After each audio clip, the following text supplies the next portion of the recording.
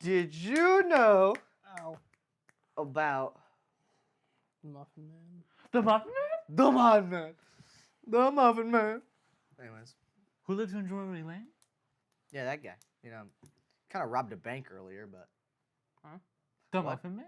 yeah, the bank of the muffins, the bakery. The bakery. That's what I just said. The bakery. You said the bank of the muffins? The bankery.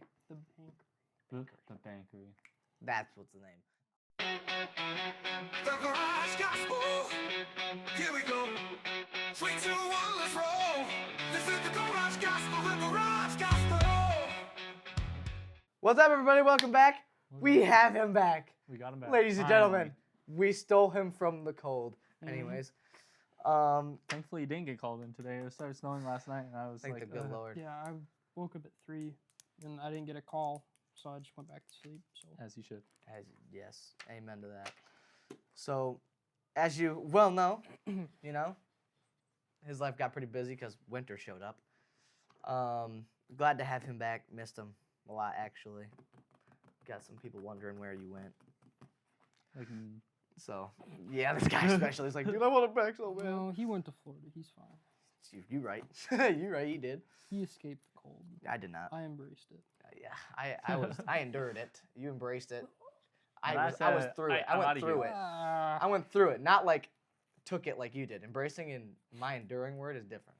You embraced it. You said, come here, head on. I said, I'm going to have to get through this thing. Frick. Don't want to, but I guess I have to. and I said, I'm out of here. And he says he's out. So that was pretty funny.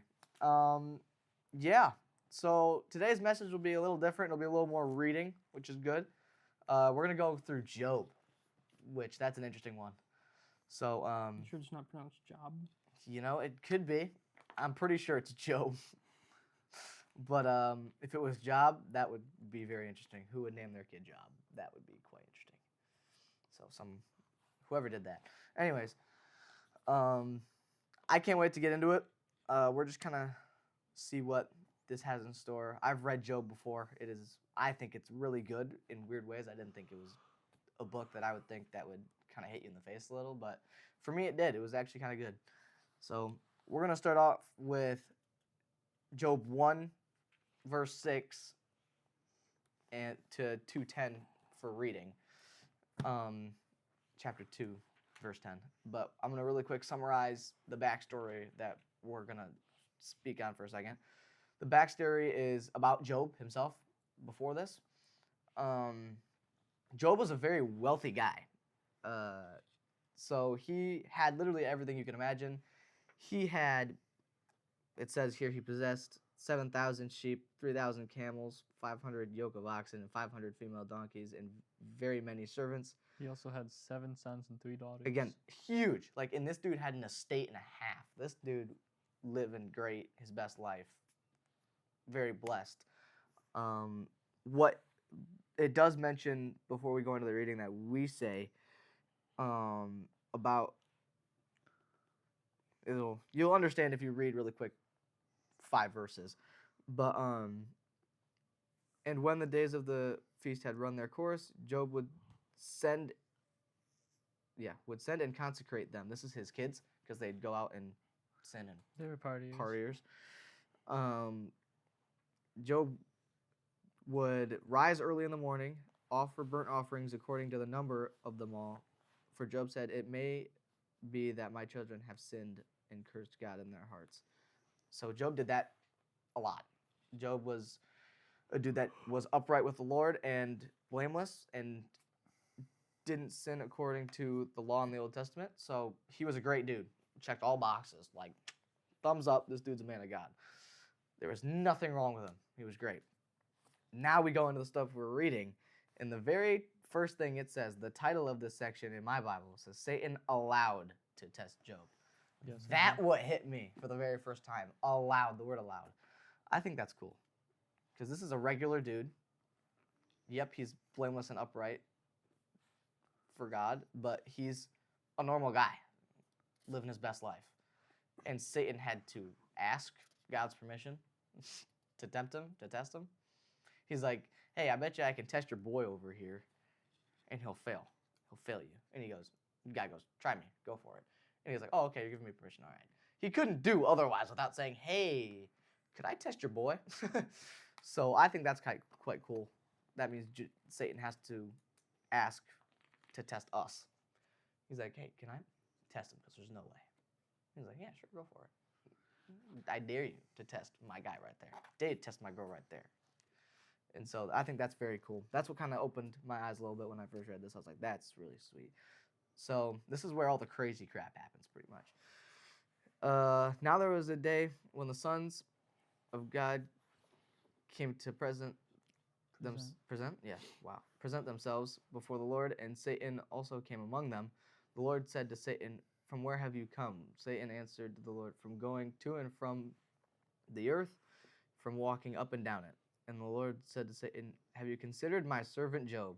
Lord brought it up. Jesus brought it up. God brought it up. "That there is no one like him on the earth, a blameless and upright man who fears God and turns away from evil, who fears me." Pretty much is what he says. He said, then Satan answered the Lord, "Does Job fear you for no reason?" It says, "Does Job fear God for no reason?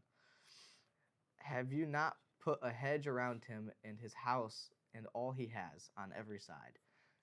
You have blessed the work of his hands, and his possessions have increased in the land. But stretch out your hand and touch all that he has, and he will curse you to your face." That was also huge. Because now Satan can recognize, hey, you can have everything you want and trust the Lord very easily. Fear God very easily. Once you have trial, then there's problems. Because then, do you really believe it? Or are you just doing it because it's easy? Mm-hmm. So I think that was pretty good. We've all been there.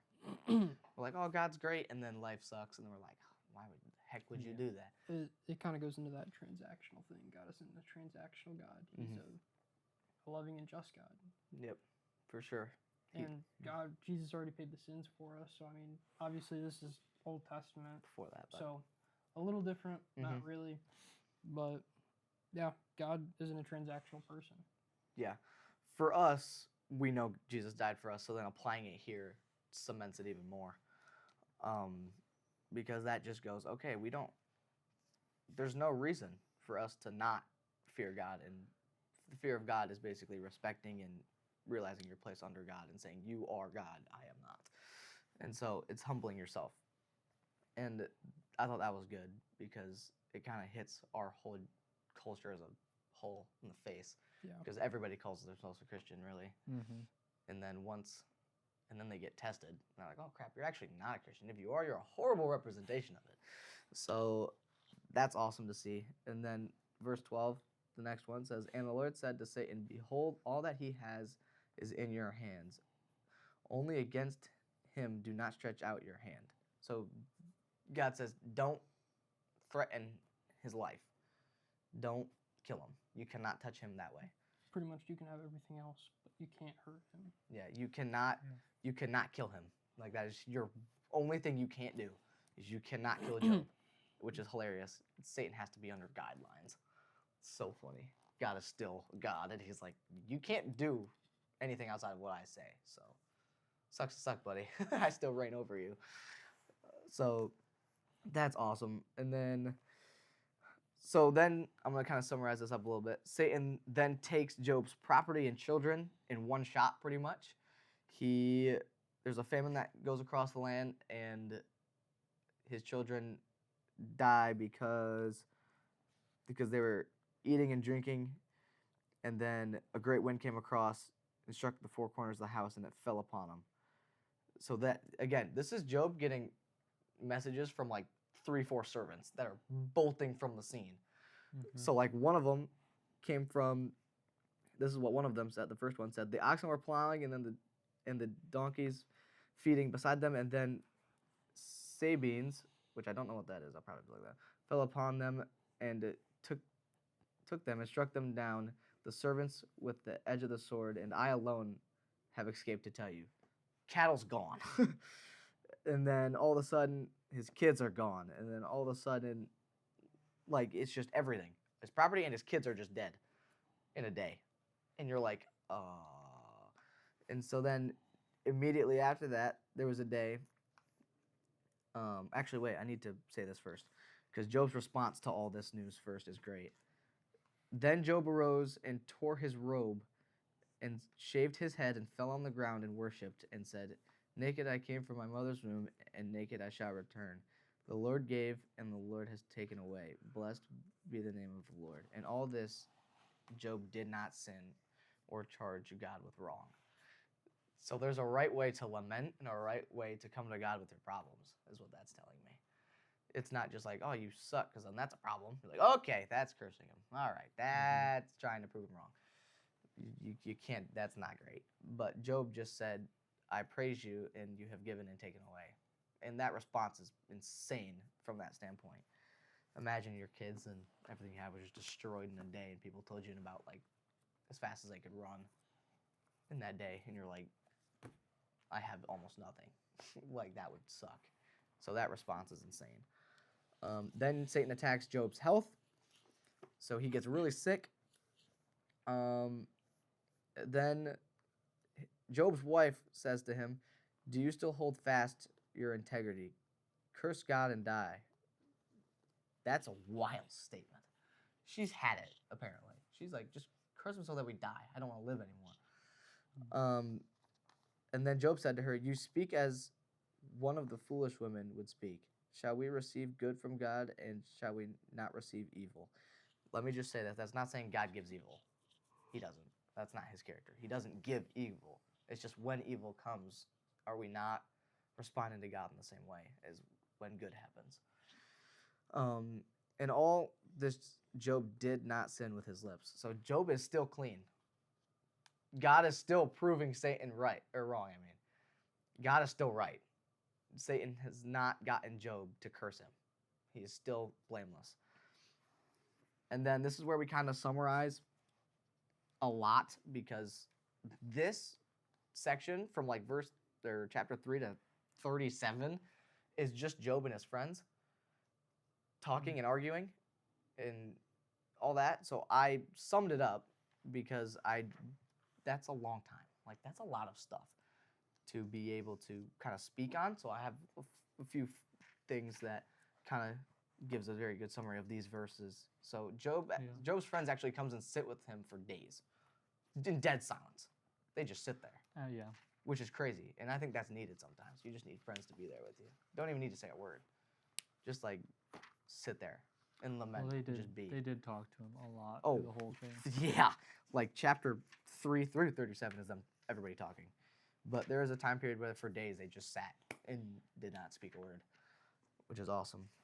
But 3 through 37 basically is Job moves from raw and anguish to holy confrontation. So he curses the day he was born, demanding to know why a righteous man suffers.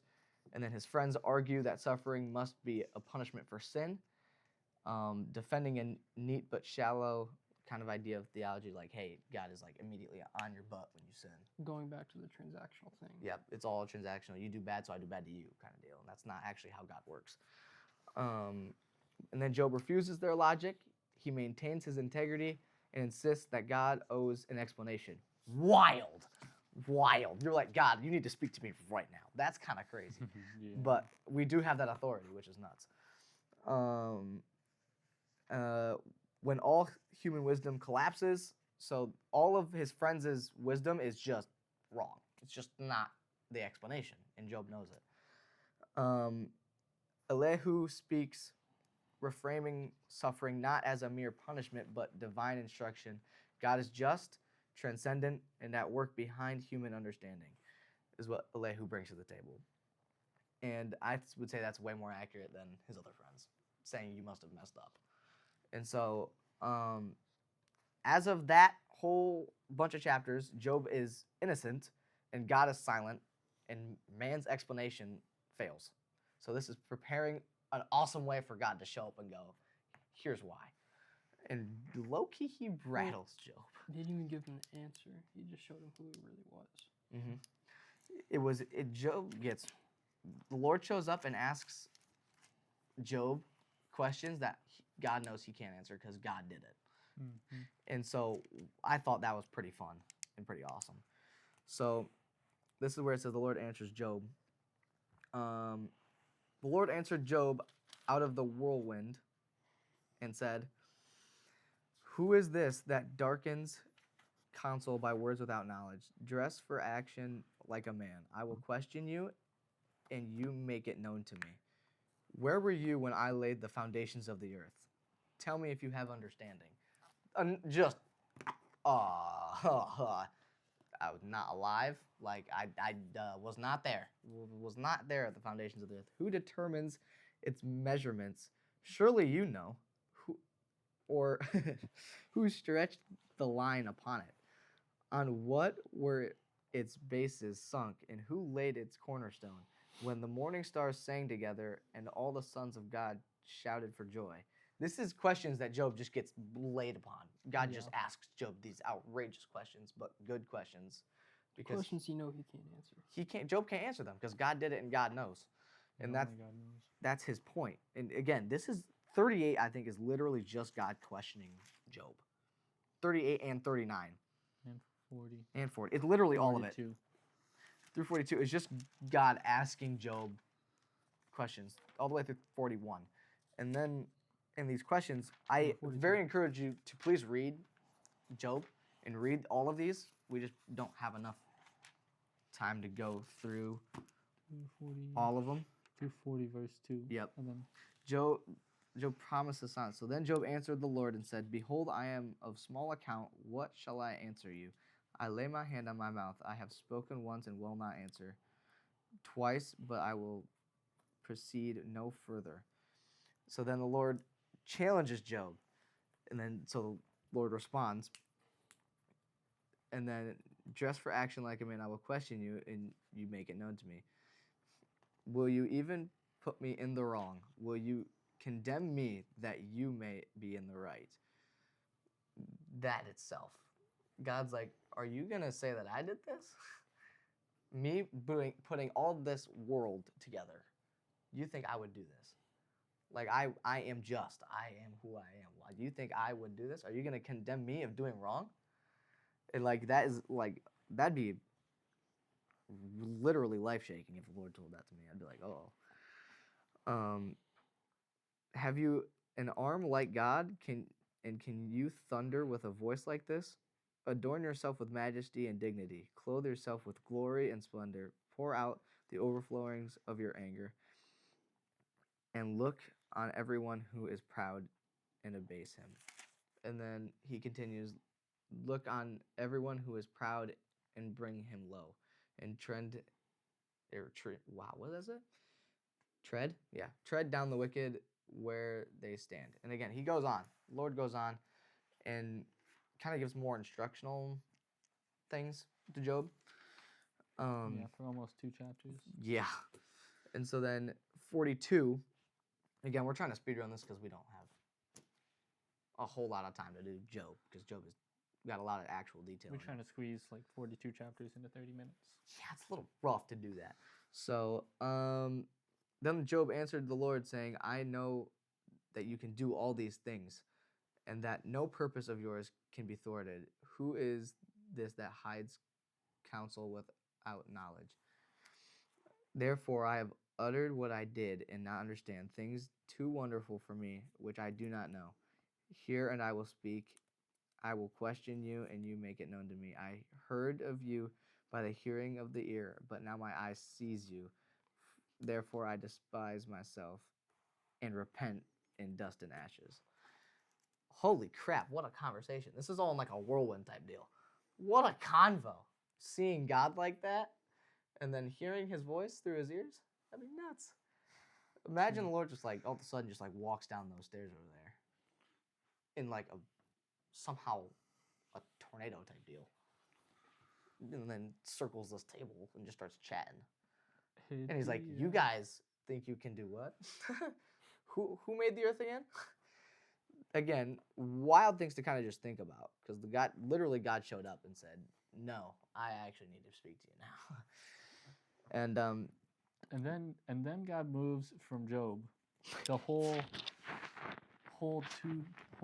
what was it, 2 chapters, 3 chapters, 4 chapters. nailing Job with questions just and talking with Job, moves over to his friends and rebukes his friends. And it says, after the Lord had spoken these words to Job, the Lord said, I'm not going to even attempt the names.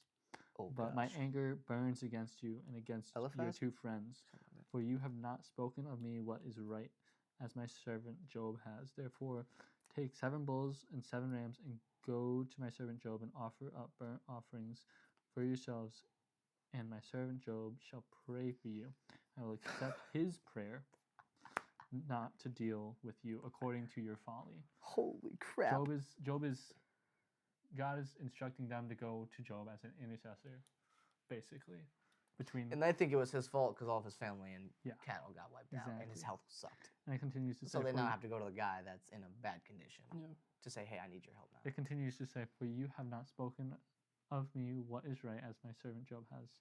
So they went to him and did as the Lord had told him, and the Lord accepted Job's prayer. Made that very specific. Because he didn't actually accept the offerings and prayers that they did. He said, Job, it was all on Job's shoulders. Job says, hey, whatever you pray over them, I will listen. And he prays over them being apologetic and asking God to forgive them. And God goes, okay, for Job. Which is crazy. So all the friends that Job had, all 3 of them, 3 or 4 of them, were just proven by God to be wrong. We're like, okay, that was just straight stupid for you to say. Like, he's like, that was really dumb. You should not have done that. So now you're going to need Job to pray for you so that I don't have to deal It's also with because you. their view of God was so changed. Yeah. It wasn't the right view of God. It was No. their own interpretation. Yeah. God literally calls it folly, according to your folly. Jeez. And then the Lord restores Job's fortunes. So Satan did his deal. 3 friends show up, then God shows up. Satan tried his hardest, and Job stayed blameless the entire time. Stayed sinless the entire time. Mm-hmm. Did not curse God at all. And then the Lord goes, now because you have proven me right. Again, there's still free will. Job did this out of all of his free will. He could have legit turned and cursed God, but he didn't. Because you proved me right, now I will restore everything and more. And so then, if we go Give over Job here, twice as much as he had before of everything, of everything. then came to all his brothers and sisters who had all known him before and ate bread with him in his house. And they showed him sympathy and comforted him for all the evil that the Lord has brought upon him. Which again, we know Satan tested Job. And God said, go for it. He's a guy. God doesn't, you need to suffer. That's not how he works. That's not his character. He wants us to thrive, but sin causes us to suffer. This world causes us to suffer. So, and each of them gave him a piece of money and a ring of gold. That's a lot of people. And the Lord blessed the latter days of Job Job. more than his beginning. He had 14,000 sheep, 6,000 camels, 1,000 yoke of oxen, and 1,000 female donkeys. Also, he had 7 sons and 3 daughters. He had called the name of his first daughter Jeremiah. That's the name of the second. Once again, I don't know. Bible names are tough. Bible names are tough, guys. It's all right. But the whole point is, in all the land there were no women as so beautiful as Job's daughters, and their father gave them an inheritance among their brothers. And Job lived 140 years, saw his sons' sons for 4 generations, and Job died an old man, and full of his days. full of his days. Outrageous. That is what following Jesus looks like.